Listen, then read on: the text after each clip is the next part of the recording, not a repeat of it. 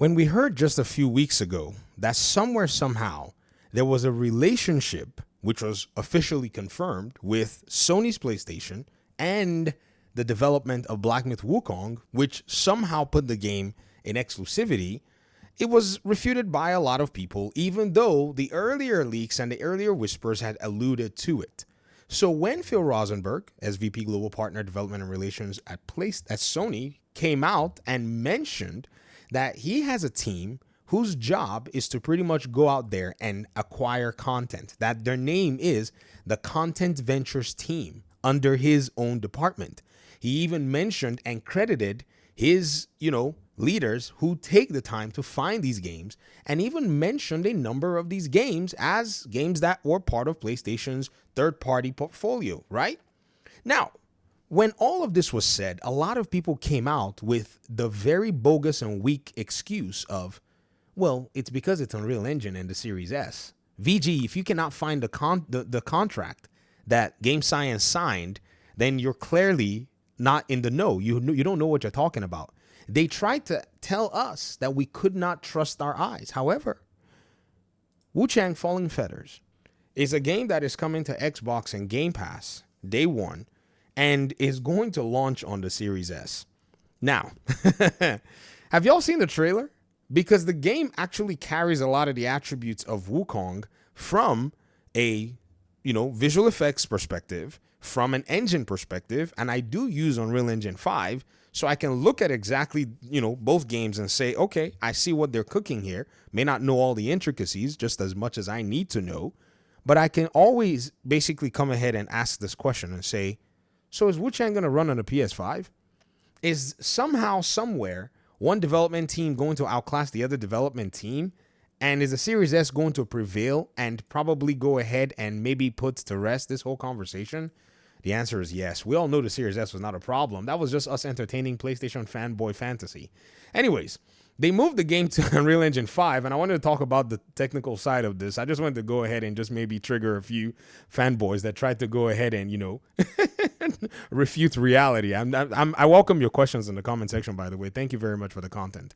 Director Xia Xiyuan, I think that's how you say it, notes more realistic lighting, physics-based effects, and a more robust framework as some of the benefits, because the game has switched to Unreal Engine 5, and this was reported in February of this year, so about a few months ago.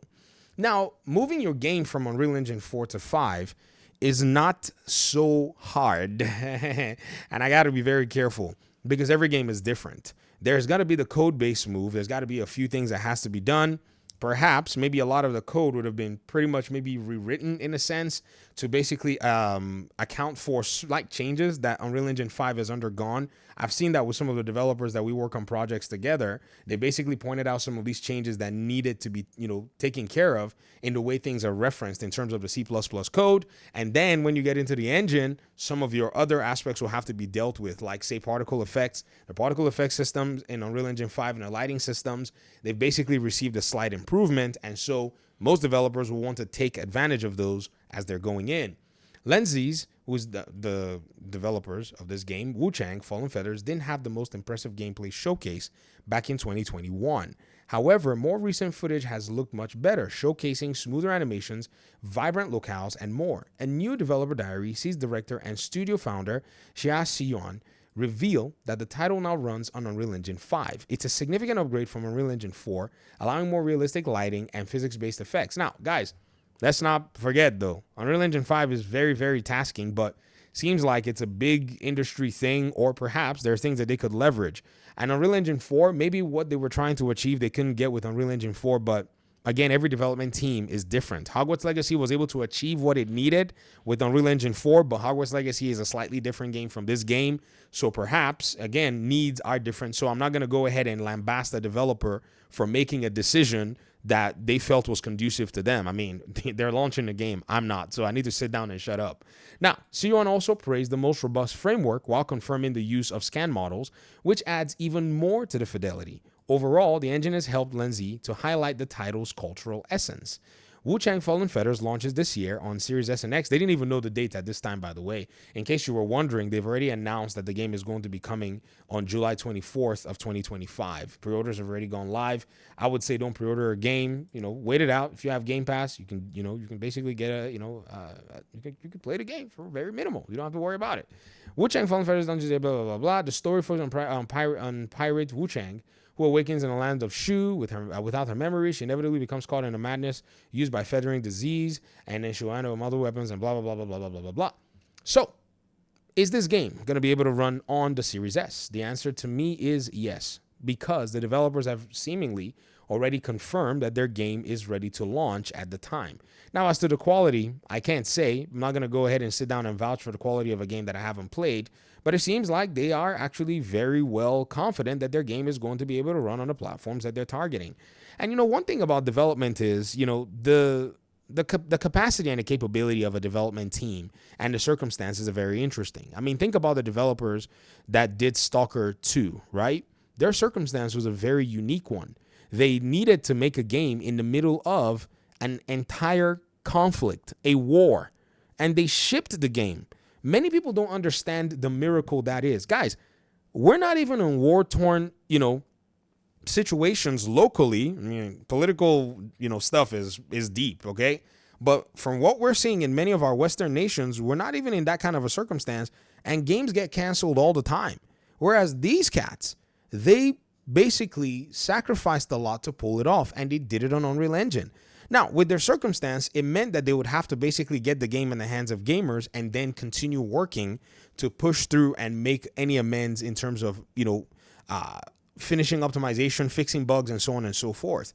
Now, yes, the gaming industry, we give concessions. We shouldn't pretend like we don't. And the gaming industry gave the developers that did Stalker 2 concession in that, regard. Like, hey, man, you guys went through this stuff. And it's not like we're saying we're going to condone it in any circumstance. But I can tell you that the way these developers sound, they seem to be confident enough to be able to say that our game is going to be ready for gamers at the time that we want to go ahead and put it out there.